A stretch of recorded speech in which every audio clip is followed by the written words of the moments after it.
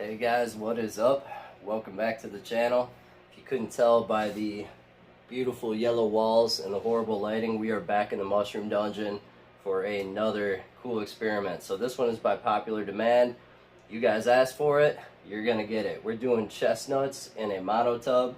We're gonna be using the medium monotub from Micropose, the one we've been working with lately in all of our grows. And I already pasteurized my fuel pellets in this bucket right here. So if you want to grow wood lovers in a monotub using this process, first thing you have to do is get a bucket with a tight fitting lid with a gasket in it, because you really want to seal this up. After that, once you have that, it's a really simple process. You're just going to add 6 pounds of dry hardwood fuel pellets to this bucket. Then you're going to get some water boiling. We're going to put 8 pounds 4 ounces of boiling water into this bucket, snap that lid on nice and tight, and then insulate it. So you can wrap it in some towels, blankets, sit it in a cooler, whatever. Sawdust is a good insulator to begin with.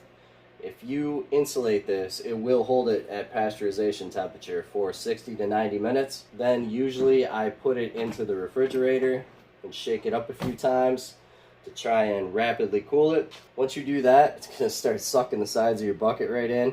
That's how you know you have a good tight fitting lid. I usually do 5 pounds of spawn when I'm doing this Woodlover Monotub Tek method. So what I do is I take 4 pounds of it, put that right in the bucket here, mix that in thoroughly with all those pasteurized fuel pellets.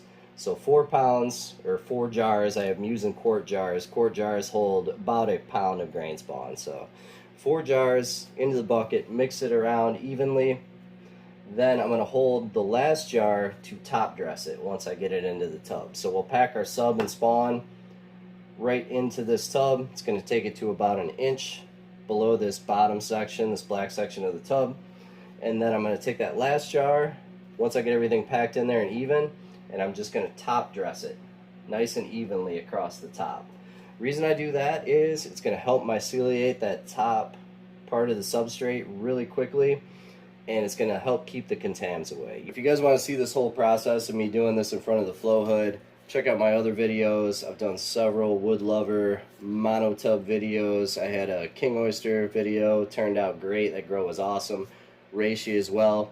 So if you want to see that process, I know I did it in the king oyster. That was one of my first grows. So check out that king oyster video if you want to see the whole inoculation process. I'm going to skip over that part here, and we'll jump back in at colonization. Alright guys, finally it is time for an update on our chestnut mushroom monotub. So we are almost at 3 months post inoculation. This has just been chilling down here in the dungeon, incubating for, like I said, almost 3 months. And the other day I was looking at it really closely, still wasn't seeing any pinning. I had these weird blobs forming, you know, kind of scattered around the top of the substrate, mostly along the sides, and nothing was really happening. So I figured I'd just mess with my mycelium a little bit, see if I could wake it up, get something going. So what I did is I took the top right off the monotub, turned the base of the tub up on its side over my slop sink, and just hosed it really good with some fresh cold water. I hosed the whole top of this monotub here. Like I said, I had it tilted up on its side so the water didn't pool in it, it all just ran off. But I even kicked it on the sprayer a little bit, roughed it up, and put the lid back on, just sat it right back on the table. So now we are, I think, 3 days since I've done that, and I have some pins. So I'm going to zoom in. Obviously what I did, whether it was the fresh air influx from just finally taking the top totally off the tub, you know, the roughing it up with the cold water, spraying off the surface, something got them going. So I'm going to zoom in even more. I'm going to show you a close-up of my 2 biggest pins, which are, maybe you can see them even from this distance, they're right over in this corner down there. But as I'm looking really closely around this tub, I'm seeing tons of tiny little pins forming, especially around the outside of the tub. There they are. Those are my 2 trophy pins. But like I said, all around this tub, especially around the outside, there's tons of tiny little pins. You're not going to be able to see them on the camera, but I can see them with the naked eye. So I'm probably going to let this go another day or two with the lid on, let those pins establish just a little bit, and then I'm going to go ahead and switch to a fruiting setup, which I will show you when that happens. So we'll check back in a couple days. Alright peeps, it's time for another update on our Chestnut mushroom monotub here. I finally got some decent sized mushrooms. It has taken a long time. We are January 25th or so here now. I started these on 10/14. It has been quite a journey, but I have learned some things. One thing I learned is I don't think monotubs are a great way to grow chestnut mushrooms.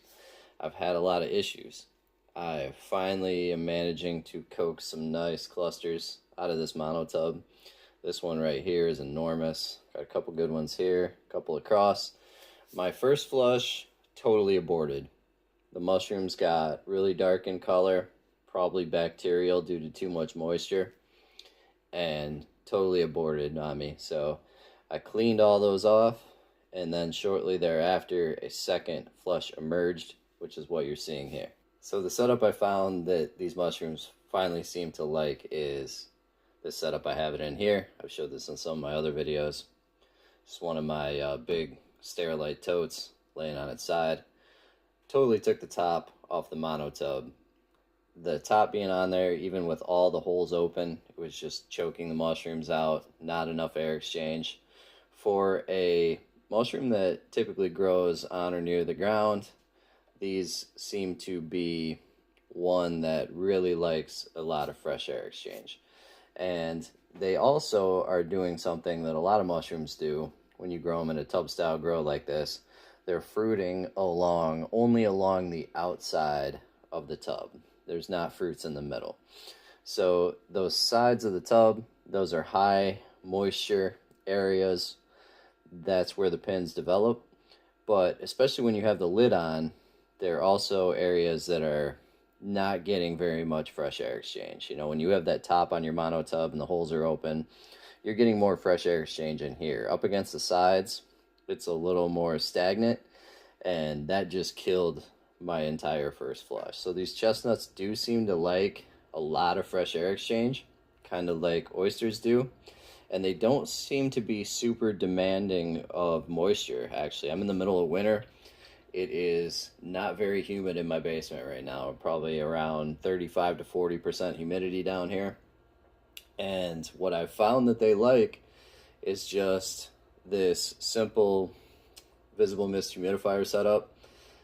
And I just have a little flex hose on my visible mist, and it's just kind of intermittently blowing some humid air into this area on top of the tub. Show you the humidifier a little better here. I'm not running this on my Inkbird IHC200, no sensor here. I just have it on a repeat cycle timer.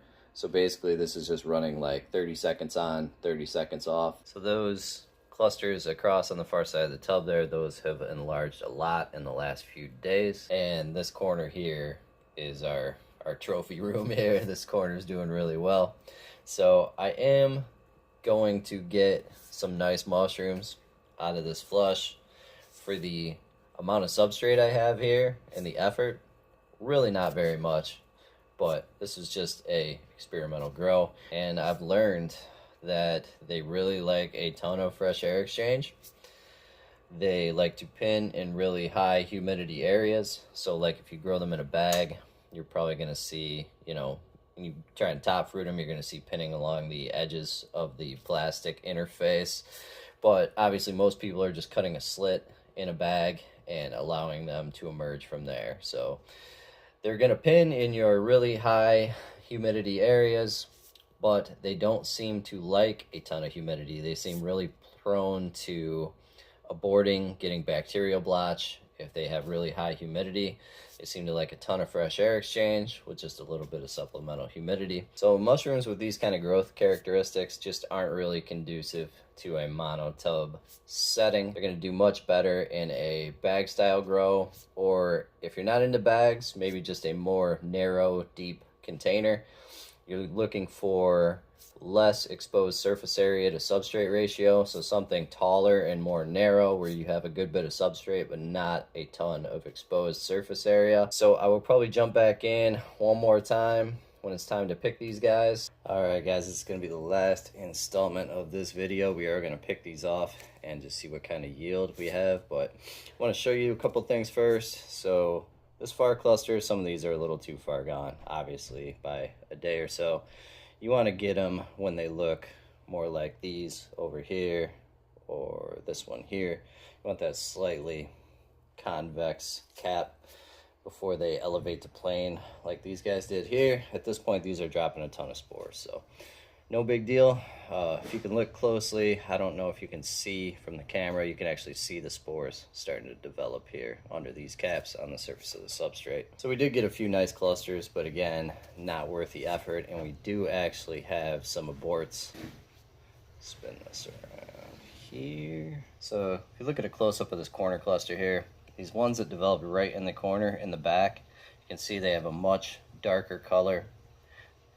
If you get your nose close to these, they actually have like a fishy odor to them, and that is mushrooms that developed bacterial contamination and aborted. That's what they look like typically. You see this a lot with oysters too. You see that darkened color, the mushrooms will stop growing and they'll have kind of a strong fishy odor to them. That is bacterial induced aborts. So again, I'd like to reinforce that these seem to do really well in a really high airflow environment. They don't seem to be really needy of humidity. They like a lot of airflow. And if you are going to do a container grow with these, it seemed like when I took the lid off of the monotub, that's what induced the pinning finally with these things. It was that sudden influx of fresh air. It's what really got them going.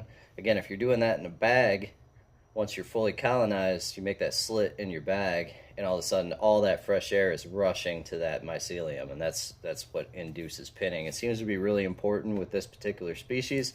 So if you are going to do a container grow, I recommend getting the substrate up near the top of the container so you don't have these little stifling microclimates here in the corners, and probably pulling the lid off of the container periodically once they get fully colonized until you see pinning. And then once you see pinning, rapidly get them to a high airflow environment to avoid the bacterial induced, bacterial blotch contaminated pins like you see back here. All right, so there we are. Just a little over a pound of mushrooms.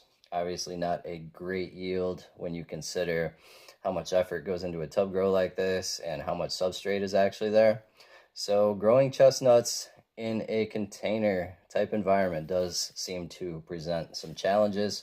Not saying you can't do it, but there are some considerations. So hopefully I helped you with this project if you guys decide to try this. So definitely hit me up in comments, guys. Let me know what you think. Let me know if you try this and what your experiences are. Always love having those exchanges with you guys in comments.